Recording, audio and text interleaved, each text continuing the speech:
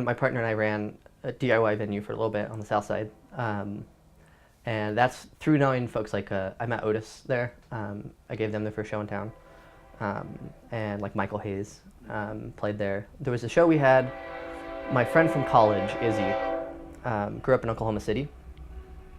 And there was a group there called Harpa that makes really kind of like, it's dance-y, it's also like neo-soul-ish a little bit. It's just a bunch of nerds with synthesizers, but they've got some nice ones.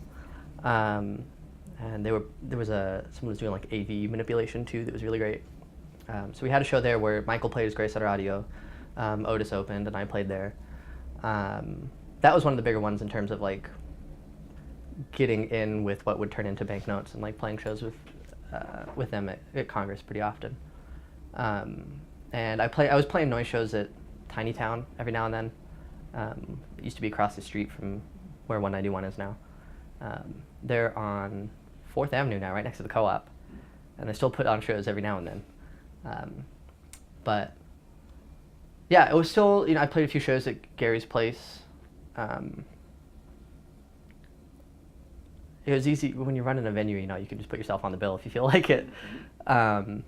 But through a show or two that I organized there, I got in with Michael, who I'd known for a while. And when he started booking at Congress, he had his idea for banknotes, and I was on board pretty quick with that. So moved pretty quickly from, the sort of people that see you when you play out at Congress are different from the folks that would see you at Tiny Town, So through doing that, I was able to get, now I've played at like 191 and the Flycatcher and pretty much everywhere I wanted to play, except for the Rialto, which I don't think is going to happen in the next month. So.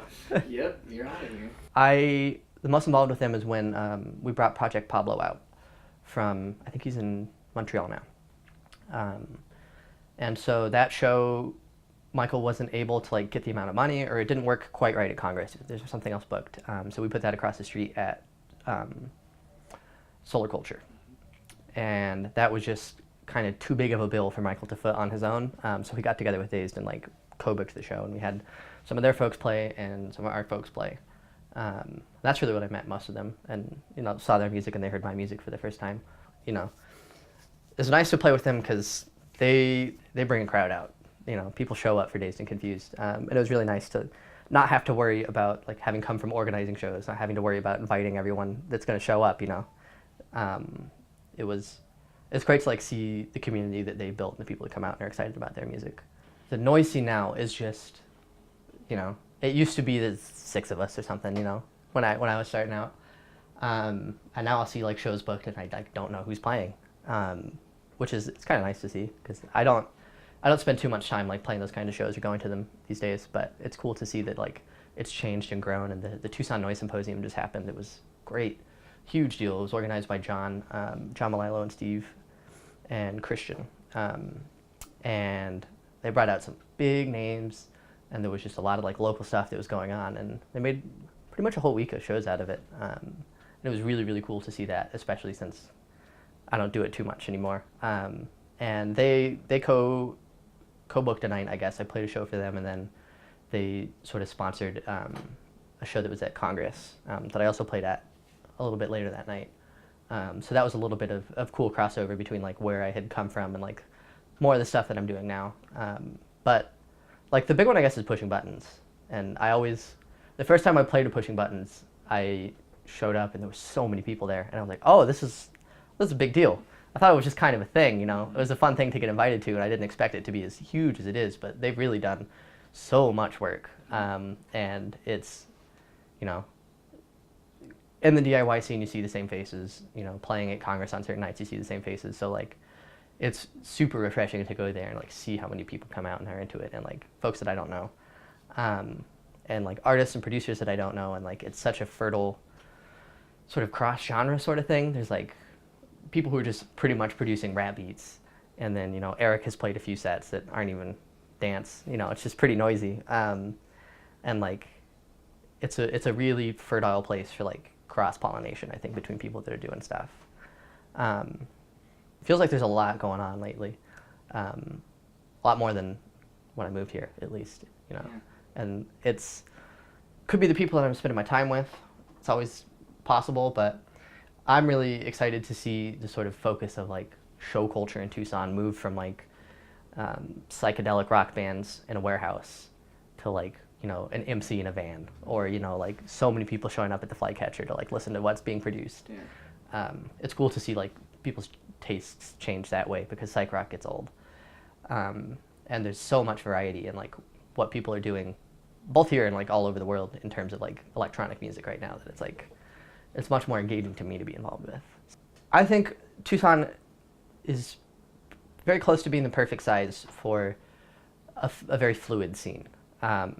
You know, and there's always the cool kid rock shows that everyone wants to go to, and like that's always going to be a fixture. But and it's a small enough place that it can't really support a niche scene completely on its own. You know, there's not enough people into like strange dance music here to have a super successful strange dance music scene. So that means that everyone who's into anything has to go to other shows. You can't just go out and see rap shows, you know, because there's not quite enough of them. Especially if you're trying to go out and see them pretty frequently. So you have to end up at like, you know, maybe someone's playing it. There's been some shows at Congress where like someone's played inside on Thursday and then come out to the patio, which is where Banknotes DJs. And you might get exposed to it that way. Or, you know, especially through pushing buttons, you might come to see L-Trees play and then end up seeing like a cool rap producer and getting into that. And, you know, so there's like, it's not quite big enough to support scenes as their own ecosystem, with the exception of maybe like the punk scene. They don't go to many dance shows. But they're in a lot of flux right now too, because of Gary's Place closing last year. Seems like most everything's going down the road at Pomero on Main. And, you know, there's also been noise shows, and I played with a great, you know, like new wave band from Massachusetts there. So like, even the DIY spaces, there aren't enough of them for them to be super specialized. So I think sort of by the necessity of how small it is, there's a lot of like, you know, you can't really pay attention to only one scene because you're gonna get bored. So you have to pay attention to 4, and then you end up with cool stuff that's going on. I'm lucky enough, which is not gonna be the case when I move here soon, to get enough shows without really having to look for them too much. You know, I don't really, sometimes I'll like get asked to do stuff for the most part. You know, and like some months in March I played 1 show, the 3rd of March. In February I played 7. So it's not like super consistent in terms of like music that I'm making, but you know, the scene is small enough and there's enough stuff going on that's in the realm of what I've done and can do. From, you know, like I can handle an ambient set, or I can just do an hour-long dance set, you know. So that flexibility has meant that I just get thrown on the bill quite a bit. There's still room to grow in Tucson, and it would have been interesting to see where I could have, you know, ended up. But I feel very good about like the support I've gotten from the city, and sort of like how good it is to people in the scene. You know, I see a lot with Tucson. There's 2 sort of ways that you can sort of exist as an artist here, and there's not a lot of people in between. Either the second you hit the 150th like on Facebook, like you're booking it to LA, or you know, people just stay here, and you know, they've got other stuff to do in Tucson maybe, but there's a lot of bands that just like do the Tucson thing, and they get big in Tucson, and then people stop going to the shows in Tucson, you know. And it's like Tucson's not a scene that can sort of push you out in a lot of ways. The only direction that people tend to move is like to LA to try and make it out there, which just seems too rough. Yeah. And so like, it's really great to be here, and it's like a fantastic place to get support and start, and like also to be a sort of casual artist, I guess. If you're working in a cafe 30-something hours a week, you can have a band and pay your rent, you know, and like spend more time than you would be able to if you're having to work 3 jobs in Bushwick or something. But in terms of, I guess, within an industry or within a sort of area of art, you know, especially I work with a lot of the other teachers at my school are like visual artists. They do like painting and sculpture and stuff. And for something like that, like Tucson doesn't have a lot of room to go. You know, you get into Mocha, and then that's it, you know. So while like you get a ton of support in Tucson because it's so small, it doesn't quite have the inertia to push you out of its orbit sometimes. I feel like I've done quite a lot here, and I'm happy with it. And you know, I feel like it's done a lot for me. So I've had a good time.